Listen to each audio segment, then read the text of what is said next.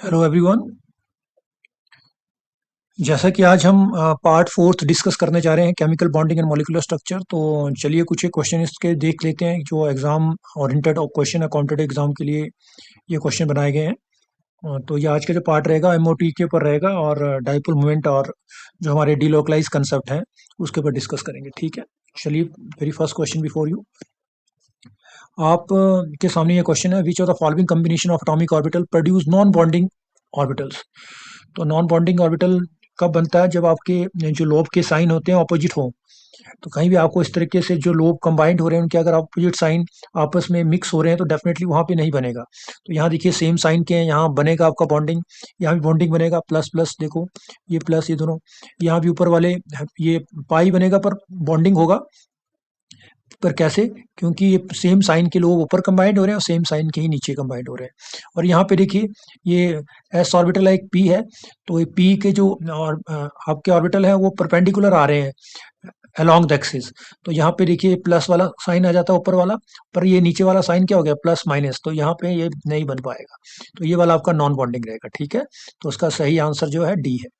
Move करते हैं next question में। In which of the following process the bond order increase. इसमें से ऐसे कौन सी प्रोसेस में बॉन्ड ऑर्डर इंक्रीज कर रहा है और पैरामैग्नेटिक करैक्टर क्या कर रहा है? वो डिक्रीज कर रहा है। मतलब पैरामैग्नेटिक से कहाँ जा रहा है वो? डायमैग्नेटिक। तो चलिए इसको चेक करने का सबसे बढ़िया तरीका है, पहले हम पैरामैग्नेटिक करैक्टर देख लेते हैं कि किस में पैरामैग्नेटिक करैक्टर और किस में नहीं।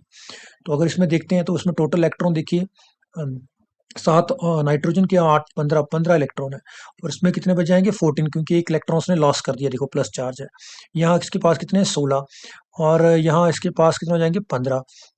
यहाँ इसके पास कितने हैं? 14, 7 टू ज़ा 14। और यहाँ कितने बचेंगे? 13। यहाँ इसके पास कितने? 12। और यहाँ कितने बचेंगे? 11। तो अगर आप देखेंगे तो यहाँ 16 अगर ओड नंबर में हो तो पैरामैग्नेटिक होता है, इवन नंबर में हो तो वो डायमैग्नेटिक। तो ये डायमैग्नेटिक से पैरामैग्नेटिक जा रहा है, ये भी डायमैग्नेटिक से पैरामैग्नेटिक में, ये भी डायमैग्नेटिक से पैरामैग्नेटिक में। पर ये देखिए पैरामैग्नेटिक से किस में जा रहा है? डायमैग्नेटिक में। तो इसका आंसर यही लग रहा है, आपका आंसर ए इसका सही है। और यहाँ पर अगर तुम बॉन्ड ऑर्डर की बात करोगे तो अगर तुम NO का बॉन्ड ऑर्डर निकालोगे तो वो भी क्या करेगा? इंक्रीज करेगा। 2.5 से ये 3 जाता है आपका। ठीक है, आप चेक कर सकते हैं बॉन्ड ऑर्डर भी कैलकुलेट करके इसका।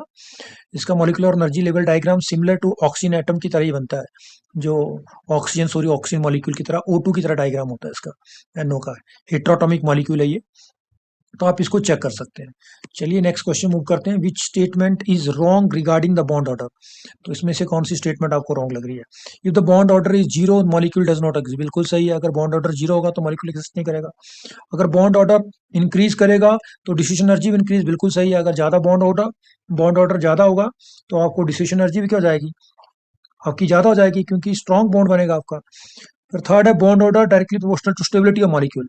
ये भी हमने डिस्कस किया है कि बॉन्ड ऑर्डर ज्यादा होगा तो स्टेबिलिटी मॉलिक्यूल की ज्यादा होती है, उसको तोड़ने में ज्यादा एनर्जी लगेगी, ज्यादा स्टेबल होगा वो। और ये डी ऑप्शन देखते हैं, bond order directly proportional to bond length. बिल्कुल गलत है ये। Bond order inversely proportional to bond length होता है। तो बॉन्ड ऑर्डर और बॉन्ड लेंथ का जो आपस में रिलेशन है वो ये है, इनवर्स रिलेशन है उसमें। ठीक है, अगर बॉन्ड ऑर्डर बढ़ता है तो बॉन्ड लेंथ कम हो जाती है, नजदीक आ जाते हैं आपके एटम्स। ठीक है, तो इसका यही है। नेक्स्ट मूव करते हैं। Which can not exist on the basis of MO theory. तो एमओ थ्योरी के हिसाब से कौन एग्जिस्ट नहीं करता? हमने कई बार पढ़ा है कि हीलियम He2 नहीं एग्जिस्ट करेगा भाई, क्योंकि इसमें bond order, net bond order कितना आता है? जीरो। और जिसका बॉन्ड ऑर्डर जीरो आता है, जिसका बॉन्ड ऑर्डर कितना आता है? जीरो आता है, डेफिनेटली वो बॉन्ड एग्जिस्ट नहीं करता। ठीक है, या नेगेटिव आएगा बॉन्ड ऑर्डर, या तो फिर जीरो आए तो नहीं।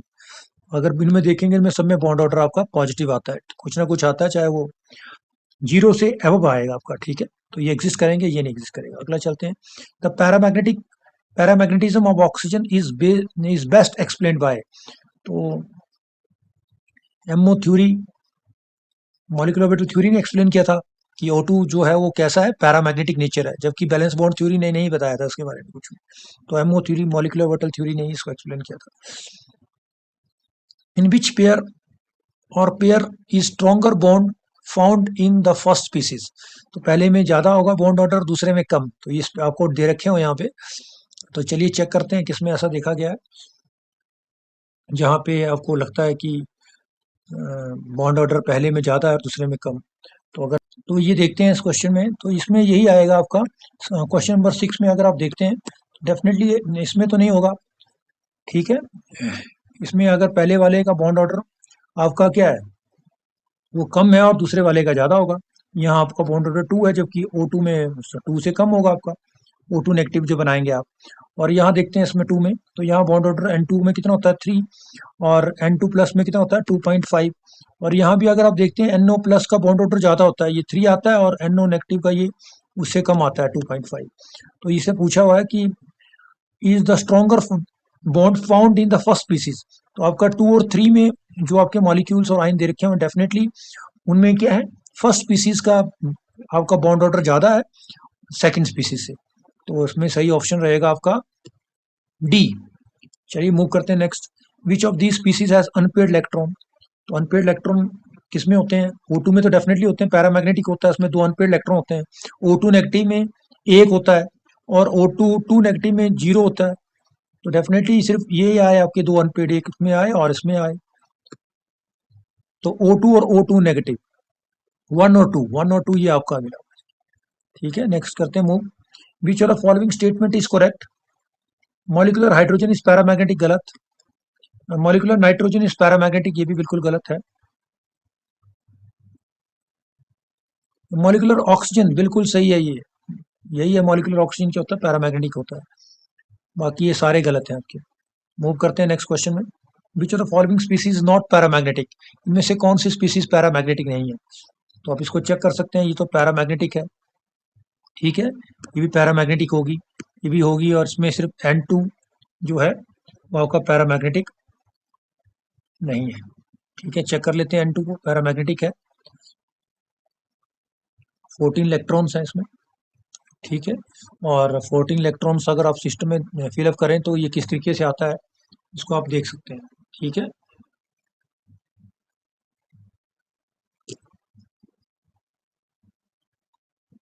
तो ये क्वेश्चन नंबर 9 है आपका, आप इसको समझ गए होंगे किस तरीके से इसको हम क्रैक कर सकते हैं। तो इसका यही है N2। आगे मूव करते हैं। Which are following species the bond length is expected to be the largest. इसमें से किसका बॉन्ड लेंथ लार्जेस्ट होगा।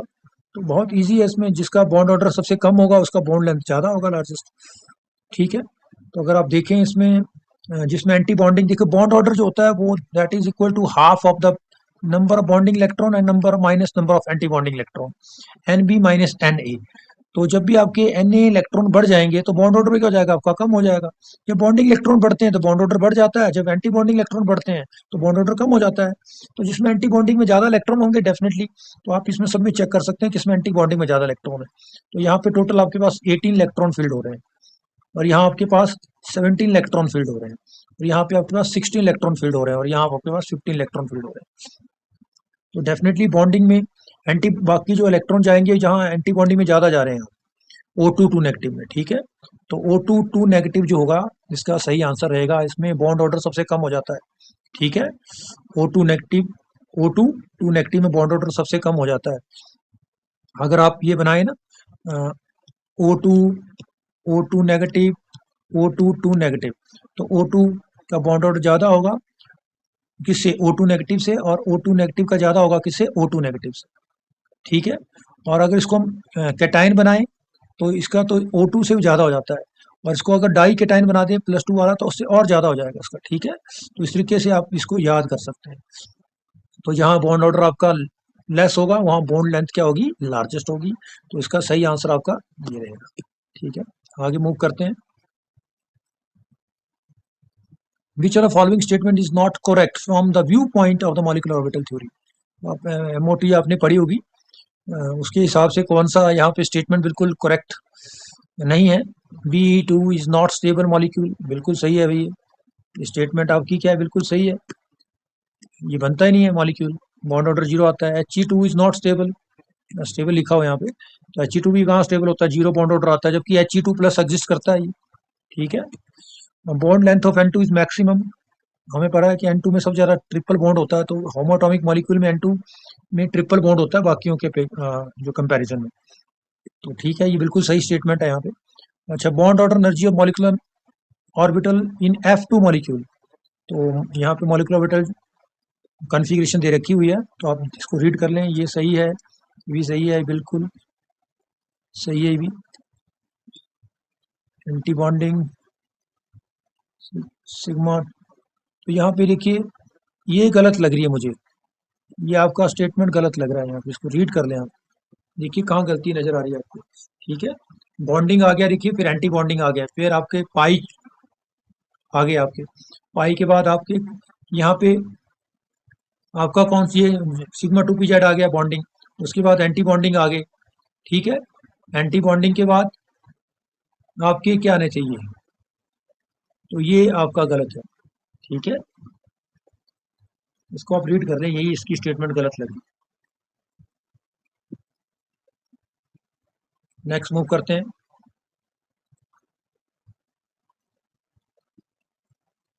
विच of the following order regarding the bond order is correct.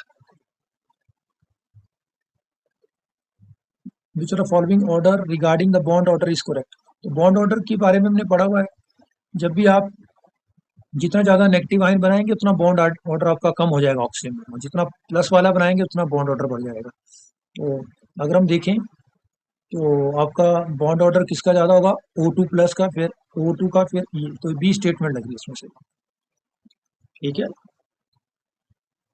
Next move करते हैं। Which are following has maximum bond energy. तो maximum bond energy किसकी होगी, जिसमें बॉन्ड ऑर्डर ज़्यादा होगा। तो बॉन्ड ऑर्डर इसमें ज़्यादा किसका लग रहा है, प्लस वाले का बॉन्ड ऑर्डर ज़्यादा होता है, हमने पढ़ा है, तो इसका बी आंसर आएगा। नेक्स्ट मूव करते हैं। N2 goes to N2+। तो जब भी N2 बनता है तो क्या होता है, बॉन्ड ऑर्डर उसका कम हो जाता है। जब भी O2+ बनता है तो बॉन्ड ऑर्डर बढ़ जाता है। तो जिसका बॉन्ड ऑर्डर बढ़ जाता है उसकी बॉन्ड लेंथ कम हो जाती है, और जिसका बॉन्ड ऑर्डर कम हो जाता है उसकी बॉन्ड लेंथ बढ़ जाती है। तो ये तो इंक्रीज करेगी, क्योंकि यहाँ बॉन्ड ऑर्डर क्या हो रहा है आपका, N2 से N2+ में जा रहा था, बॉन्ड ऑर्डर क्या कर रहा है आपका, डिक्रीज कर रहा था, बॉन्ड लेंथ बढ़ जाएगी, बढ़ गई, देखो इंक्रीज कर गई। और जब भी O2+ में जाता है तो O2 का बॉन्ड ऑर्डर कितना है, 2, जबकि O2+ का कितना हो जाएगा, 2.5। तो यहाँ तो बॉन्ड ऑर्डर बढ़ रहा है तो डिक्रीज हो जाएगी, तो यही स्टेटमेंट आती है इसकी, इंक्रीज, इसका इंक्रीज होगा, और वो O2 जब O2+ में जाएगा तो ये डिक्रीज होगी। आगे चलते हैं। Which are the following statement is not correct. चलिए, the peroxide ion has bond order 1, बिल्कुल सही है भाई, ये पेरोक्साइड आयन होता है, ये देखिए ये हमारा पेरोक्साइड आयन है, O2 नेगेटिव, और O2 नेगेटिव का बॉन्ड ऑर्डर 1 होता है, याद रखें आप। While oxygen molecule has bond order 2, बिल्कुल सही है, O2 में डबल बॉन्ड होता है। Peroxide ion has a weaker bond, single bond अगर वीकर होगा देन द डाइऑक्सिन, बिल्कुल सही है अभी। और statement, peroxide ion has a bell as dioxin molecule और पैरामैग्नेटिक, ये बिल्कुल गलत है। पेरोक्साइड आयन जो होता है वो डाईमैग्नेटिक होता है, जबकि डाइऑक्सिन होता है पैरामैग्नेटिक, तो ये गलत है, ये स्टेटमेंट सी गलत है इसमें, बाकी ये सारी स्टेटमेंट सही है। बॉन्ड ऑर्डर और bond length of peroxide ion is greater, तो डेफिनेटली जब बॉन्ड ऑर्डर कम होगा तो लेंथ भी क्या होगी, इसकी बढ़ जाएगी आपकी। पेरोक्साइड की बॉन्ड ऑर्डर 1 होता है तो उसकी लेंथ ज़्यादा होगी, तो ये भी सही है, तो सी स्टेटमेंट बिल्कुल गलत है इसमें। पेरोक्साइड जो होता है O2 नेगेटिव, ये हमेशा डायमैग्नेटिक आयन होता है, जबकि आपका डाई ऑक्सीजन है ये पैरामैग्नेटिक होता है, उसमें 2 अनपेड इलेक्ट्रॉन होते हैं, वो भी एंटी बॉन्डिंग मॉलिक्यूलर ऑर्बिटल में, पाई 2px, pi star 2px and pi star 2py में एक एक इलेक्ट्रॉन रहता है आपका। आगे चलते हैं अगले क्वेश्चन में, bond parameter and dipole moment के क्वेश्चन करते हैं। The dipole moment of HCl is given 1.30 debye if HCl bond distance is 1.26 angstrom. What is the percentage of ionic character in HCl bond? तो ये numerical problem है, तो हम जब भी परसेंटेज आयनिक करेक्टर निकालना चाहते हैं तो फार्मूला क्या है, आप पहले एक्सपेरिमेंटल जो आपका डाइपोल मोमेंट दे रखा है उसकी वैल्यू ऊपर लिखेंगे आप, ठीक है, और नीचे आपको थ्योरेटिकल डाइपोल मोमेंट की वैल्यू कैलकुलेट करनी पड़ेगी, और उसको आप 100 से क्या कर देंगे, मल्टीप्लाई कर देंगे, परसेंटेज करेक्टर आ जाता है। तो एक्सपेरिमेंटल डाइपोल मोमेंट की वैल्यू दे रखी है भाई 1.03 डिवाई, आपको निकालनी पड़ेगी theoretical dipole moment. Dipole moment होता क्या भाई, डाइपोल मोमेंट निकालते कैसे हम, चार्ज मल्टीप्लाई डिस्टेंस। अब HCl की डिस्टेंस दे रखी है 1.26 अंक, तो ये हो गया ये 10 10 मीटर, ठीक है, और चार्ज निकालना पड़ेगा HCl का। हम जानते हैं HCl बना कैसे, इसने एक इलेक्ट्रॉन उसको दिया, तो चार्ज इसमें जो हम लेंगे वो इतना लेंगे, 1.6 × 10⁻19 कूलम्स। तो इसको मल्टीप्लाई कर देंगे इस नंबर से, तो ये निकल आएगा हमारा क्या, इसको आप कैलकुलेट कर लें आप खुद ही। तो ये आपका निकल जाएगा, ये निकलेगा आपका डाइपोल मोमेंट की वैल्यू, पर ये किस में निकलेगी, आपकी कूलम मीटर्स में। अब कूलम मीटर को किस में चेंज करना आपने, जब भी आप कूलम मीटर को चेंज करना चाहेंगे आप डिवाई में, क्योंकि डिवाइस का SI यूनिट होता है, तो आप 3.3 10⁻30 किसे से डिवाइड कर देंगे, तो आपका जो आएगा वो बन जाएगा आपका क्या, डिवाई में आ जाएगा। तो आपका थ्योरेटिकल डाइपोल मोमेंट भी किस में निकल के आपका डिवाई में, और ऊपर एक्सपेरिमेंटल डाइपोल मोमेंट भी किसमें दे रखा है आपका, डिवाई में 1.303। तो ये 1.0 इसको आप डिवाइड करके देखेंगे तो ये 6.6 के करीब करीब आएगा ये, तो ठीक है, इतने से आता है। और इसको जब डिवाइड करेंगे, मल्टीप्लाई करेंगे 100 से, तो आपके पास ये 70% के आ जाएगा, करीब करीब 17% आएगा, ठीक है। तो आप इसको इस तरीके से कर सकते हैं। इसका सही आंसर डी आएगा, करके देख लें आप, मैंने आपको बता दिया। थ्योरेटिकल डाइपोल मोमेंट निकालने के लिए आपको चार्ज को डिस्टेंस से मल्टीप्लाई करना पड़ेगा, और जो आएगा वो कूलम मीटर में आएगा। कूलम मीटर को आपको पहले किस में चेंज करना पड़ेगा, डिवाई में, क्योंकि ऊपर भी आपको यूनिट किस में है, डिवाई में। तो नीचे के भी जो थ्योरेटिकल डाइपोल मोमेंट है उसके यूनिट भी किस में आने चाहिए, डिवाई में। तो इन दोनों को डिवाइड करके आप 100 से मल्टीप्लाई कर दो, और परसेंटेज वाइनिंग करेक्टर आपके पास आ जाएगा, ठीक है। तो आपके पास ये परसेंटेज ऑफ वाइनिंग करेक्टर 17% इसका आंसर है। आगे मूव करते हैं 17 को नंबर क्वेश्चन में। In term of polar character which are following order is correct. तो इनमें से सबसे ज्यादा पोलर कौन होगा, जहाँ पे इलेक्ट्रॉन एक्टिव डिफरेंस ज्यादा होगा, तो HF सबसे ज्यादा होता है, तो यहाँ पे HF सबसे ज्यादा आ रहा है। उसके बाद ऑक्सीजन से कम होता है इलेक्ट्रॉन एक्टिव, तो नंबर सेकंड ये आएगा। उसके बाद नाइट्रोजन, फिर ये, तो ये आएगा इसका, ठीक है। तो ज़्यादा पोलर मॉलिक्यूल HF, उसके बाद H2O, उससे कम अमोनिया, उससे कम H2S। आगे मूव करते हैं, which are the following is not true about H2O molecule. तो बिल्कुल ये तो हो नहीं सकता, कभी वाटर में डाइपोल मोमेंट 0 होता ही नहीं है, ठीक है। 1.84 डिवाई के करीब करीब रहता है इसका dipole moment. Molecule can act as a base, water base भी बिहेव करता है, एसिड भी बिहेव करता है, एम्फोटेरिक सब्सटेंस है ये। See so abnormally high boiling point, बिल्कुल सही है, due to hydrogen bonding. Molecule has bent shape, ये भी सही है, सारी स्टेटमेंटें सही हैं। B, C, D, सिर्फ गलत कौन सी है इसमें, A, क्योंकि you mu not equal to 0 होना चाहिए, तो यहाँ लिखा है mu equal to 0, dipole moment equal to 0। आगे चलते हैं क्वेश्चन नंबर 19 पे। BF3 and NF3 both are covalent compound but NF3 is polar where BF3 is non polar.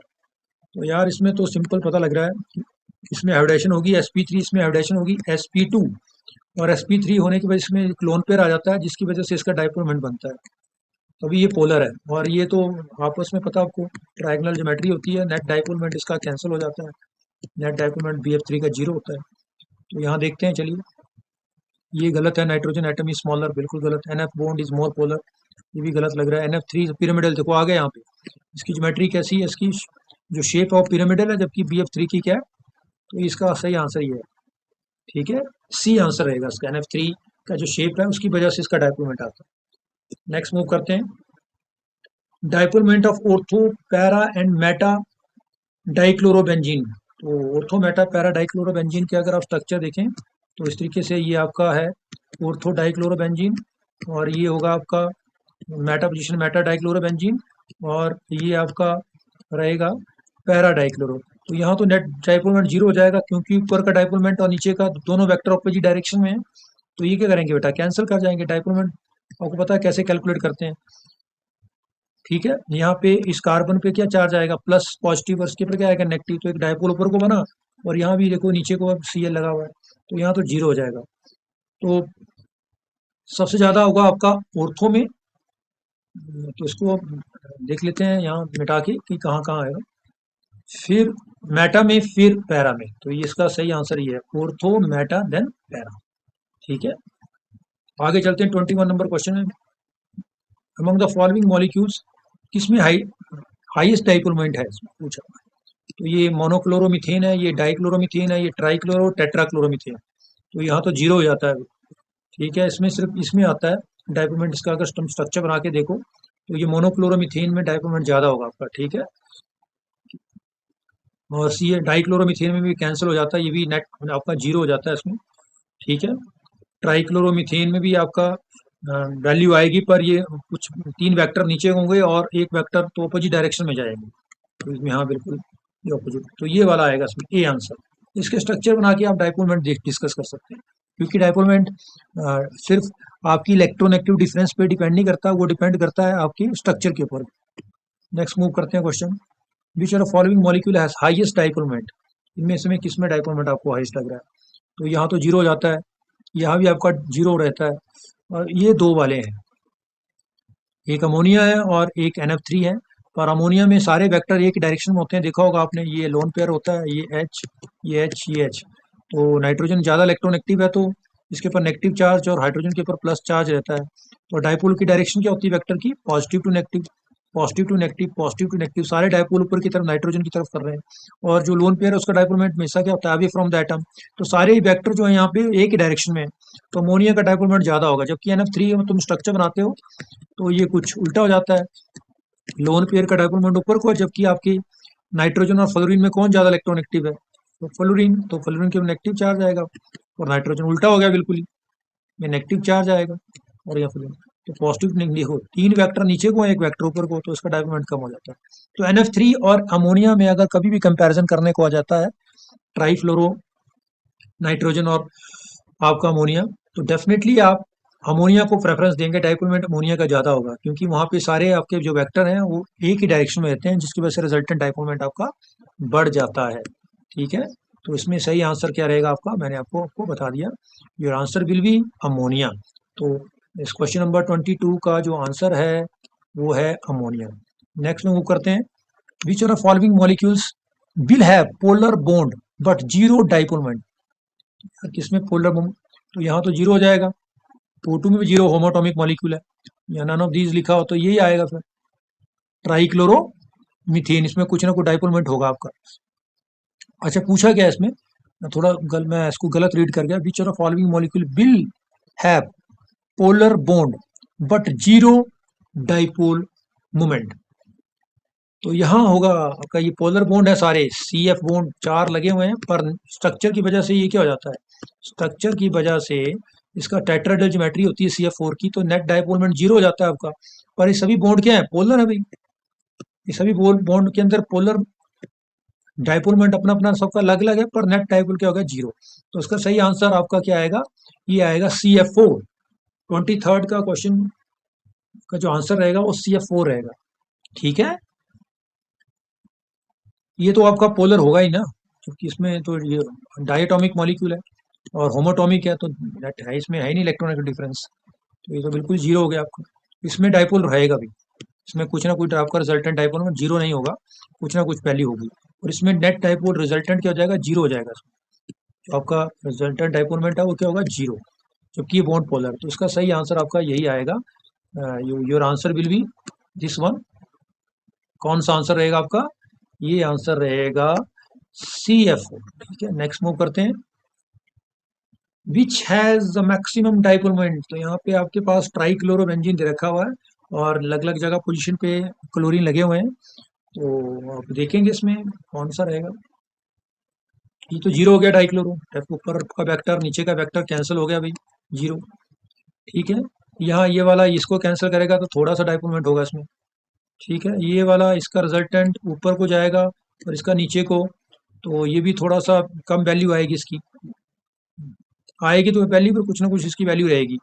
ये जीरो नहीं होगा proper, not equal to zero, but let's, यहाँ पे देखिए ये दो आपके बने हुए हैं, तो इनका डाइपोल मोमेंट वेक्टर भी ऊपर को है और CCl का भी ऊपर को है, दोनों रिजल्टेंट, और जो इसका कार्बन Cl का जो है, ये तो ये रहेगा बी आंसर। ये आप स्ट्रक्चर देख के पता लगा सकते हैं कि रिजल्टेंट डाइपोल मोमेंट किस तरफ जाएगा, क्योंकि आपके दो वेक्टर पहले से इस तरीके से अरेंज है, एक पहले से ऊपर को वेक्टर आपको ऊपर को लगा हुआ है, तो इसका रिजल्टेंट भी इसी डायरेक्शन में आ रहा है, तो बी आंसर इसका सही है। तो इसका जो सही आंसर रहेगा आपका वो बी रहेगा, क्योंकि बी का अगर तुम ज्योमेट्री देखते हो तो बी की ज्योमेट्री इतनी अप्रोप्रिएट है कि यहाँ पे जो नेट जो इस वाले बॉन्ड का जो डाइपोल वेक्टर बन रहा है ऊपर को बन रहा है, जबकि इस वाले का भी क्या ऊपर को बन रहा है, तो ये डेफिनेटली इसका ज़्यादा ज़्यादा है। और यहाँ पे देखिए अगर ये दो वेक्टर का डायपोल रिजल्टेंट ऊपर की तरफ बन रहा है रिजल्टेंट, पर नीचे को है, तो वो रिजल्टेंट ऊपर को है, दूसरे वाले वेक्टर नीचे को है, तो डेफिनेटली इसमें थोड़ा कम हो जाएगा। ठीक है, तो आप इस तरीके से इसको देख सकते हैं। अगर आपको इसमें कंपैरिजन करने को आ जाए तो नंबर 1 ये ले जाएगा, नंबर 2 ये होगा, नंबर 3 ये और नंबर 4 ये होगा फिर। ठीक है, इसको आप इस तरीके से देख सकते हैं। The correct increasing order of adjacent bond angle, तो उसमें बॉन्ड एंगल पूछा है भैया, किसका बॉन्ड एंगल ज़्यादा होगा और किसका कम होगा। तो CF3 का तुम्हें पता है, CF3 का तुम हाइब्रिडेशन देखोगे तो sp3d आएगी, तो इसका जो टी शेप बनता है सर, टी शेप स्ट्रक्चर होता है इसका, ये ClF ऊपर को F होता है और ये दो लोन पेयर होते हैं, तो टी शेप में बॉन्ड एंगल 90 डिग्री का होता है, तो इसमें तो 90 डिग्री आ गया बॉन्ड एंगल, और BF3 में 120 डिग्री का होता है, और PF3 की ज्योमेट्री होती है sp3, चेक कर लो, तो इसमें 109 के थोड़ा कम ही होगा, 109 के करीब बॉन्ड एंगल रहेगा। तो नंबर 1 कौन होगा आपका, ये BF3, उससे कम किसका होगा PF3, और सबसे कम किसका होगा ClF3 को, देखो जरा। तो यही है इसका ऑप्शन सी आंसर राइट है इसका, ClF3 उसके बाद PF3, तो आप इसको चेक कर सकते हैं। आप हाइब्रिडेशन से भी चेक कर सकते हैं और ऐसे भी बॉन्ड एंगल आपको पता होते हैं कि किस ज्योमेट्री में कौन सा होता है। मूव करते हैं नेक्स्ट क्वेश्चन में। नेक्स्ट क्वेश्चन से पहले थोड़ा सा इसको रब कर लेते हैं। चलिए, क्वेश्चन नंबर हमारा आया 26। The correct order of increasing CO bond length, तो ये कार्बोनाइल है, एक कार्बोनेट आयन है और एक कार्बन डाइऑक्साइड है। तो यार डेफिनेटली इसमें बॉन्ड लेंथ के बारे में बात हुई, तो यहाँ तो ट्रिपल बॉन्ड होता है भैया, और CO2 में डबल बॉन्ड होता है, और CO3 में डबल और सिंगल बॉन्ड के बीच में रहता है, रिजोनेंस हो जाता है उसमें। तो नंबर 1 तो किसका आएगा आपका, CO। तो देखो जरा CO कहाँ है, CO नंबर 1 पे, ये CO, उससे कम ये और ये, तो ये आएगा, ए आंसर आएगा इसमें। सबसे कम आपका CO3 में, इसमें 1.5 मतलब 2 से लेस होता है, और यहाँ CO2 में तो डबल बॉन्ड होता है, जो लीनियर ज्योमेट्री होती है डबल बॉन्ड इस तरीके से, और जो कार्बोनाइल है आपका उसमें ट्रिपल बॉन्ड रहता है, तो ये नंबर 1 होगा, फिर नंबर 2 ये और इसका। ठीक है, तो नंबर 1, तो ये आंसर आएगा इसका, CO3 2 नेगेटिव, उसके बाद CO2 इसमें डबल बॉन्ड होता है तो 2 ऑर्डर रहेगा, और CO में जो होता है वो ट्रिपल बॉन्ड, तो आप इसको क्रैक कर सकते हैं। ठीक है, आगे मूव करते हैं क्वेश्चन नंबर नेक्स्ट वन। तो the correct order of dipole moment is, तो किसमें डाइपोल मोमेंट होगा, तो इजी सा क्वेश्चन है, ये भी देखते हैं। तो मीथेन में तो डाइपोल मोमेंट 0 हो जाता है, NF3, फिर अमोनिया, फिर वाटर, तो यही लग रहा है, मैं तो पहले से ही इसको यहीं पे देख सकता हूँ, क्योंकि इसमें 0 हो जाएगा, NF3 में डाइपोल मोमेंट अमोनिया से थोड़ा कम होता है, और अमोनिया से ज़्यादा डाइपोल मोमेंट किसमें होता है, वाटर में, जिसमें 2 लोन पेयर होते हैं। ठीक है, और इसका स्ट्रक्चर देखेंगे, बेंड शेप होती है, डाइपोल मोमेंट भी इसका 1.84 डिवाइड रहता है, तो इसका सही आंसर यही रहेगा ए। ठीक है, इस तरीके से ऑर्डर आएगा। 28 नंबर क्वेश्चन देखते हैं। In which of the following compound BF bond length is shortest, तो यहाँ नहीं होगी, क्योंकि हम जानते हैं कि BF क्या है, एक इलेक्ट्रॉन डेफिशिएंट कंपाउंड है, और इसमें एक बैक बॉन्डिंग का कंसेप्ट चलता है, बैक बॉन्डिंग की वजह से यहाँ पे डबल बॉन्ड करेक्टर आ जाता है इसके बीच में। ठीक है, तो बैक बॉन्डिंग BF3 में ज़्यादा होती है एज कंपेरिजन टू BI3। ये क्वेश्चन भी है कि which one is more Luce acidic, BF3 और जो BI3, तो BF3 जो लेस ल्यूस एसिड रहता है आपका, क्योंकि अपने में ही सेटिस्फाई कर लेता है ये बैक बॉन्डिंग, तो यहाँ शॉर्टेस्ट इसमें रहेगी, बाकियों में नहीं रहेगी। आप इसको बना के देख सकते हैं स्ट्रक्चर, यहाँ कोऑर्डिनेट बॉन्ड ने इसको बॉन्ड बनाया हुआ है, तो अपनी डेफिशिएंसी यहाँ पूरी कर रहा है, तो बैक बॉन्डिंग को यहाँ बैक बॉन्डिंग पॉसिबल नहीं है इसमें। ठीक है, क्योंकि अमोनिया अपना इलेक्ट्रॉन पेयर दे रहा है, तो इस इलेक्ट्रॉन डेफिशिएंट कंपाउंड को BF3 को, यहाँ भी ये देखो ट्राई मिथाइल अमोनिया दे रहा है यहाँ पे, तो यहाँ भी नहीं होगा, और यहाँ BF3, यहाँ तो F नेगेटिव इसको अपना लोन पेयर दे रहा है, सिर्फ बचा कौन, BF3, तो यहाँ रहेगा आपका answer BF3 is right answer, जहाँ पे बैक बॉन्डिंग की वजह से ये बॉन्ड थोड़ा सा शॉर्टर हो जाएगा आपका। आगे मूव करते हैं। In which of the following cases CC bond length will be highest, तो यहाँ CC बॉन्ड लेंथ मतलब लार्जेस्ट किसमें, लंबी बॉन्ड लेंथ वाला कौन है, तो यहाँ पे तो देखो ये CF नेगेटिव हो जाएगा, यहाँ कार्बन और ये वाला प्लस, तो आयनिक करैक्टर हो गया, तो बॉन्ड लेंथ शॉर्टर हो जाएगी यहाँ पे। यहाँ पे देखो ये भी यहाँ पे नेगेटिव हो जाएगा कार्बन, ये भी नेगेटिव, रिपल्सन होगी यहाँ पे, और रिपल्सन से बॉन्ड लेंथ बढ़ जाएगी। यहाँ भी अगर आप देखें तो दो लगे हैं, इसमें ज्यादा नेगेटिव चार्ज, यहाँ भी ज्यादा नेगेटिव चार्ज, तो और ज्यादा रिपल्सन होगी यहाँ पे। और यहाँ तो बहुत ज्यादा नेगेटिव चार्ज बनेगा कार्बन के ऊपर दोनों में, यहाँ भी लग बनेगा, यहाँ लग बनेगा, तो ज्यादा रिपल्सन। तो इसके हिसाब से तो डी आंसर आना चाहिए। पर यहाँ पे एक बेंट रूल लगता है भैया। और बेंट रूल क्या कहता है कि अगर ज्यादा इलेक्ट्रोनेगेटिव एटम है तो एस करेक्टर क्या होगा, ज्यादा होगा, और एस करेक्टर ज्यादा होने से बॉन्ड लेंथ शॉर्टर हो जाती है। तो यहाँ तो शॉर्टर हो जाएगी बॉन्ड लेंथ। तो बचा कौन, ये वाला। क्योंकि यहाँ पे देखो 4 एटम है, यहाँ पे 6 हैं, यहाँ पे कितने हैं, यहाँ पे 2 ही इलेक्ट्रोनेगेटिव एटम लगे हैं, यहाँ पे कितने लगे हैं, 4, यहाँ कितने हो गए, 6। तो यहाँ पे आपका एस करेक्टर क्या होगा, कम। क्योंकि आपके इलेक्ट्रोनेगेटिव एटम कम हो तो एस करेक्टर क्या होता है आपका, कम हो जाता है। और एस करेक्टर कम हो जाता है तो बॉन्ड लेंथ क्या होती है, कम शॉर्ट होती है, कम आपकी, कम शॉर्ट होगी, मतलब वो ज़्यादा कम नहीं होती। ठीक है, तो यहाँ पे यही इसका आंसर रहेगा। तो उसका सही आंसर आपका क्या रहेगा, योर आंसर विल बी, देखने में तो आपको कई जगह बुक्स में मिलेगा ये, पर टोटली यहाँ पे बेंट रूल को भी आप देखें, बेंट रूल ने क्या स्टेटमेंट दी हुई है, उसको अगर रीड करेंगे आप कहीं गूगल में सर्च मार के, तो आप इसको रीड कर सकते हैं कि बेंट रूल की वजह से ये इसका नंबर आ जाएगा। ठीक है, 1,2 डाइफ्लोरो इथेन, ये ज़्यादा, इसमें सी बॉन्ड ज़्यादा लंबा होगा। अगला क्वेश्चन देखते हैं। इन द प्रोसेस, एक आपको दे रखा हुआ है XH3 और इसमें H+ ऐड करके इसको हाइड्रा बनाया हुआ है। ये नाइट्रोजन फॉस्फोरस X, यहाँ पे कुछ हो सकता है, नाइट्रोजन फॉस्फोरस आर्सेनिक और एंटीमनी। तो ये नाइट्रोजन फैमिली के एलिमेंट्स हैं। तो जब भी नीचे को बढ़ता है तो साइज बढ़ जाएगा, साइज बढ़ जाएगा तो उसमें पूछा हुआ कि maximum increase in bond angle. तो यार जिसका ज़्यादा बड़ा एटम होगा, सेंट्रल एटम, उसका साइज बड़ा होगा, तो ये होगा SbH3 डाइप। तो फिर डायरेक्ट आपका पी ब्लॉक एलिमेंट से क्वेश्चन पूछा गया। Which one of the correct for the bond angle, किसका बॉन्ड एंगल इसमें सही है। तो देखो ये तो PF3 को देखते हैं आप, PCl3 OCl2 OCl2 तो बराबर है, नहीं इसमें गलत है भी। NF3 ये तो बिल्कुल, NF3 में फ्लोरीन ज़्यादा इलेक्ट्रोनेगेटिव है। तो यहाँ देखिए बॉन्ड एंगल किन किन फैक्टरों पर डिपेंड करता है। चलिए इसको बना लेते हैं पहले, ये बनाते हैं PF3 बना देते हैं, ये मैंने बनाया भी लोन पेयर। और एक बना लेते हैं PCl3, लोन पेयर ऊपर रहेगा, ये पिरामिडल शेप रहेगी दोनों की, PCl3 की भी और PF3 की भी। पर फर्क क्या देखो, यहाँ पे इलेक्ट्रोनेगेटिव एटम कौन सा है, F, और यहाँ कौन सा Cl। तो यहाँ बॉन्डिंग इलेक्ट्रॉन किसके नजदीक रहेंगे, फ्लोरीन के नजदीक। और यहाँ बॉन्डिंग इलेक्ट्रॉन थोड़ा Cl कम इलेक्ट्रोनेगेटिव है तो थोड़ा आगे रहेंगे फॉस्फोरस और उसके बीच में। तो जब बॉन्डिंग इलेक्ट्रॉन ज्यादा सब्स्टिट्यूएंट के नजदीक आ जाते हैं तो बॉन्ड एंगल क्या होता है, कम हो जाता है। ठीक है, तो बॉन्ड एंगल क्या हो जाएगा आपका, कम। ठीक है, पर आप PCl3 में अगर तुम देखो तो आप PCl3 में Cl जो है वो कम इलेक्ट्रोनेगेटिव है, तो यहाँ बॉन्ड एंगल क्या होगा, इसका ज्यादा होगा। तो PCl3 का बॉन्ड एंगल ज्यादा होगा किससे, PF3 से, क्योंकि PF3 में फ्लोरीन ज्यादा इलेक्ट्रोनेगेटिव है और वो बॉन्डिंग इलेक्ट्रॉन को अपने पास रखेगा। जब बॉन्डिंग इलेक्ट्रॉन फ्लोरीन के पास सेंट्रल एटम के दूर रहेंगे तो बॉन्ड एंगल डिक्रीज हो जाएगा। ये हमने पढ़ा हुआ है भाई, इफेक्ट ऑफ सब्स्टिट्यूएंट्स, कि आपकी किस तरह के सब्स्टिट्यूएंट्स जुड़े हुए हैं सेंट्रल एटम के साथ। अगर वो बॉन्डिंग इलेक्ट्रॉन को खींचने वाले हैं और ऊपर लोन पेयर लगा हो तो बॉन्ड एंगल डिक्रीज हो जाता है। आप इसको रीड कर सकते हैं, केमिकल बॉन्डिंग में सारी चीजें कंसेप्ट वाइज आपको डिस्कस की गई।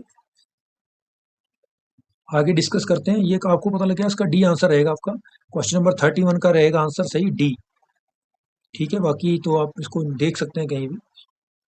NF3 में बॉन्ड एंगल कम होगा भाई, यहाँ ज़्यादा लिखा हुआ है तो ये गलत हो गया आंसर। यहाँ भी ये देखो बिल्कुल गलत, ClO2 का ज़्यादा होता है, और ये भी बिल्कुल गलत स्टेटमेंट है, PF3 का कम होता है PCl3 से। तो इसका डी आंसर है आपका, your answer will be D. तो इसका सही आंसर आपका क्या रहेगा, वो रहेगा डी। तो डी आंसर है। आगे चलते हैं, IF3 the bond angle FIF, तो चेक कर लेते हैं। IF3 में 7 और 3 10, sp3 आएगी, इसमें लीनियर शेप आएगी, सॉरी SF इसमें बनेगा आपका स्ट्रक्चर जो आएगा वो टी शेप स्ट्रक्चर रहेगा।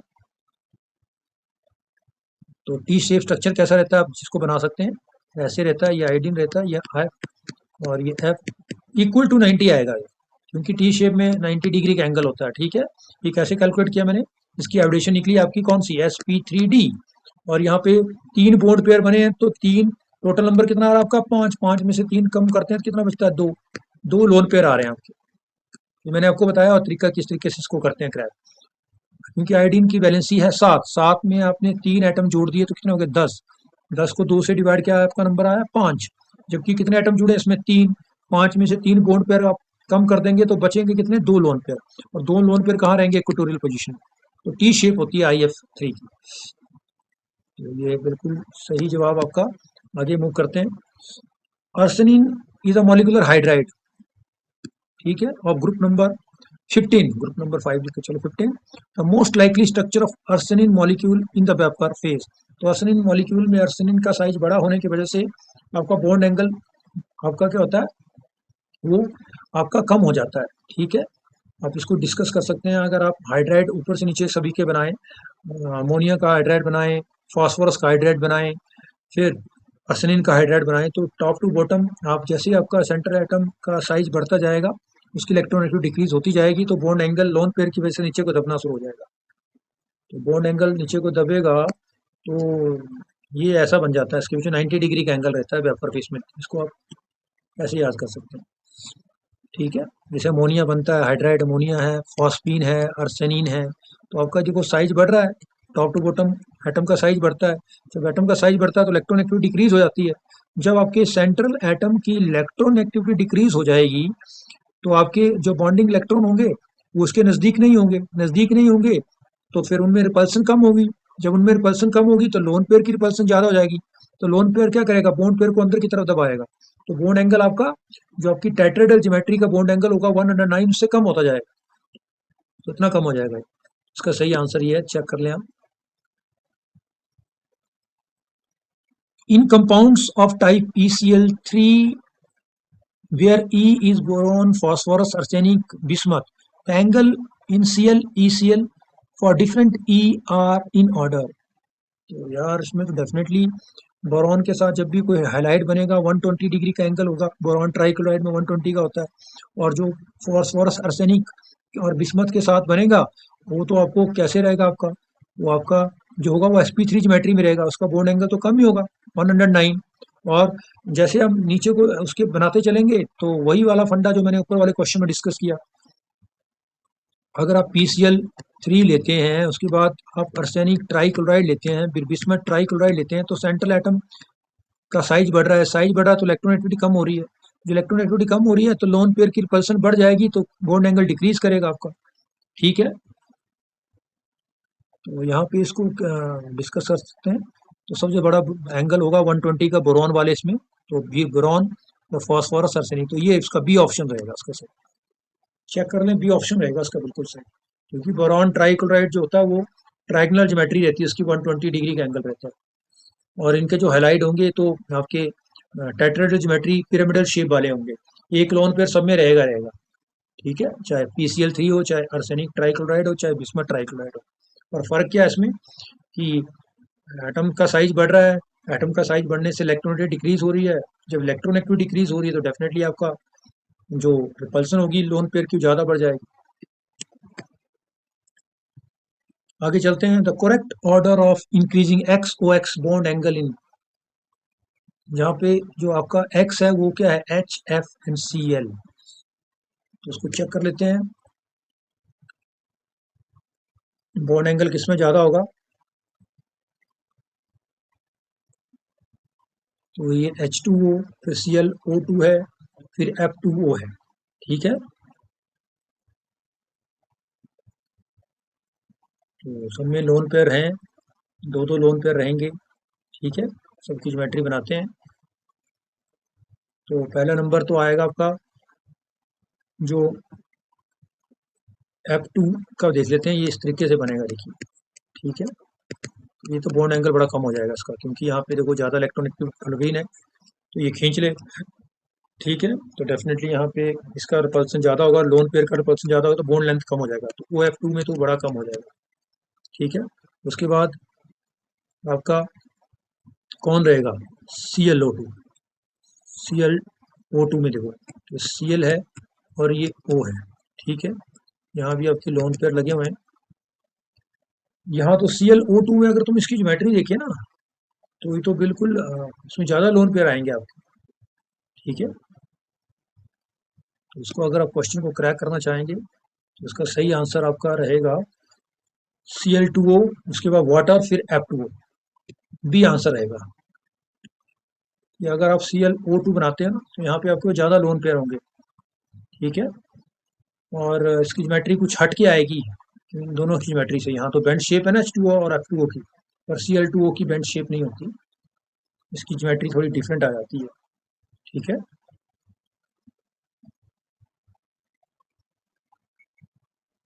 Cl O2 है और एक जगह Cl2O लिखा हुआ है, तो Cl2O,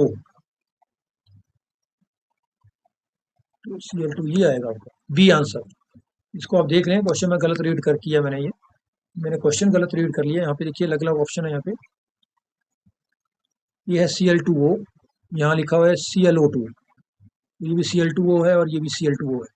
यहाँ गलत लिखा हुआ है आंसर, क्वेश्चन में यहाँ पे ऑप्शन गलत डाल दी हुई है, तो इसको आप देख सकते हैं। तो ये तो होगा ही नहीं, फिर यही ऑप्शन इनमें से आप देखें ऑप्शन को, तो यहाँ पे यही आएगा, बी ऑप्शन आएगा। अगर इसको देखते हैं तो यहाँ क्लोरीन का साइज बड़ा हो जाएगा और क्लोरीन के अपेक्षा ऑक्सीजन ज़्यादा इलेक्ट्रोनेगेटिव होगा, तो यहाँ ज़्यादा रिपल्सन होगी, सबसे ज़्यादा साइज इसका बड़ा होगा। उसके बाद वाटर का फिर सबसे कम होगा F2O का। तो ये आपका बी ऑप्शन सही रहेगा। ठीक है, 37 नंबर क्वेश्चन देखते हैं। The correct increasing bond angle order is, तो बॉन्ड एंगल इंक्रीज ऑर्डर कैसे रहेगा? BF3 का तो बॉन्ड एंगल 120 डिग्री होता है, फिर NF3 में बॉन्ड एंगल, PF3 में, ये दोनों पिरामिडल आते हैं, मैं इसका भी, और CLF3 में तो 90 डिग्री का रहता है क्योंकि टी शेप रहता है, तो सबसे कम आएगा टी शेप वाला बी, ये। उसके बाद आएगा PF3, यही ऑप्शन देखो आपको क्रैक करने का मैंने आपको बताया। ठीक है, CLF3 में तो आपको टी शेप रहता है, तो यहाँ बॉन्ड एंगल आपका 90 डिग्री का रहेगा। ठीक है, PF3 और NF3 में अगर तुम देखा जाए तो नाइट्रोजन ज़्यादा इलेक्ट्रोनेगेटिव है, तो नाइट्रोजन के और इसके बीच में अगर तुम देखोगे तो नाइट्रोजन का नंबर आपका बाद में आएगा बॉन्ड एंगल में। ठीक है, और ये PF3, तो ClF3 के बाद PF3, फिर उसके बाद NF3, और BF3 में तो आपको पता है 120 डिग्री का एंगल रहता है। तो अगर दो ऑप्शन आपको मैच करने आ जाते हैं तो आप इनको अरेंज कर सकते हैं। ठीक है, एक ClF3 का 90 डिग्री का एंगल याद है आपको, BF3 का 120, तो जहाँ भी BF3 लास्ट में है और ClF3 फर्स्ट में आ रहा है तो समझो वही वाला आपका ऑप्शन रहेगा। आप इसको चेक कर सकते हैं, बी ऑप्शन रहेगा इसका। बॉन्ड ऑर्डर सभी के निकाल के देखें आप, और देखें कि कहाँ पे ज़्यादा रिपल्सन है, कहाँ पे कम है, ये सारे फैक्टर काउंट करके देखेंगे तो यही मिलेगा आपको। ठीक है, 38 नंबर क्वेश्चन में चलते हैं। विच bond angle result the minimum dipole moment for triatomic, तो मिनिमम डाइपोल मोमेंट अगर ट्राइटोमिक मॉलिक्यूल है तो आपको लीनियर ज्योमेट्री अगर आ रही है आपकी 180, तो सबसे कम होगा डाइपोल मोमेंट। कभी कोई तो जीरो हो जाता है ये। ठीक है, अगर दोनों एटम सेम है, ये वाई वाई, तो डेफिनेटली आपस में कैंसिल करके जीरो, तो यही आएगा 180 डिग्री एंगल रहेगा। The experimental SOH2 has a dipole moment where the CO2 is has not. Point out the structure.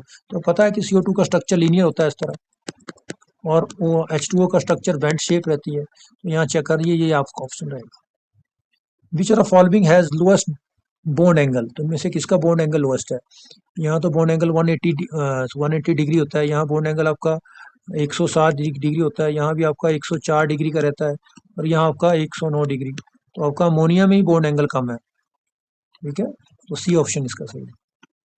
Pick the odd man out, the one having zero dipole moment, तो यहाँ zero नहीं होता है क्योंकि इसमें lone pair है, इसमें भी जीरो नहीं होता है। BCl3 में जीरो हो जाता है और SO2 में नहीं होता, बेंड शेप रहता है इसमें, तो आपका ये है भाई ट्राइंगुलर शेप इसका, SO2 बेंड शेप रहता है इसमें, तो इसमें भी नहीं होता। ये BCl3 में रहेगा, तो सी ऑप्शन है इसका, सी। BCl2 में, BCl3 में रहता है आपका, तो आपका सही ऑप्शन क्या है इसमें? BCl3, तो BCl3 जो है आपका सही ऑप्शन है। The correct order of bond angle is, तो बॉन्ड एंगल का ज़्यादा कब बढ़ेगा? तो PF3 में कम होगा क्योंकि फ्लोरीन ज़्यादा इलेक्ट्रॉन है, तो बॉन्ड इलेक्ट्रॉन P से दूर चले जाएंगे तो ज़्यादा रिपल्सन फील, तो इसका PCl3Br, ये पहला ऑप्शन सही है। ठीक है, ऐसे बॉन्ड एंगल बढ़ जाएगा क्योंकि आयोडीन का साइज बड़ा है तो रिपल्सन होगी, ये बॉन्ड पेयर रिपल्सन बढ़ जाएगी आपकी, तो ये ऑप्शन इसका सही है। ठीक है, क्योंकि आपका जब भी इलेक्ट्रोनेगेटिविटी कम होती जाती है सब्स्टिट्यूएंट एटम की, तो बॉन्ड एंगल क्या होता है? बढ़ता जाता है, ये भी आप देख बता सकते हैं। इसके नेक्स्ट क्वेश्चन चलते हैं। Which compound has bond angle has nearly 90 degree. 90 degree का बॉन्ड एंगल इसमें किसमें होगा भाई? ये H2S में रहता है, बाकियों में इसमें बॉन्ड एंगल 104 के करीब रहता है, इसमें 107 के करीब रहता है, ठीक है, और इसमें 109 के डिग्री के करीब रहता है, तो इसको देख सकते हैं। तो उसका सही आंसर H2। तो दिस इज ऑल अबाउट। अब हम नेक्स्ट जो पार्ट करेंगे दैट विल रेजोनेंस, और उसमें हम डिस्कस करेंगे रेजोनेटिंग स्ट्रक्चर कैसे बनाए जाते हैं, कंट्रीब्यूटिंग स्ट्रक्चर क्या होते हैं, और डिफरेंट टाइप्स का अरेंजमेंट आप किस तरीके से किस स्ट्रक्चर को ज़्यादा स्टेबल कहेंगे। इसके क्वेश्चन बहुत ही इंपॉर्टेंट क्वेश्चन एग्जाम ओरिएंटेड हम डिस्कस करने वाले हैं नेक्स्ट वीडियो में। Thank you for this video.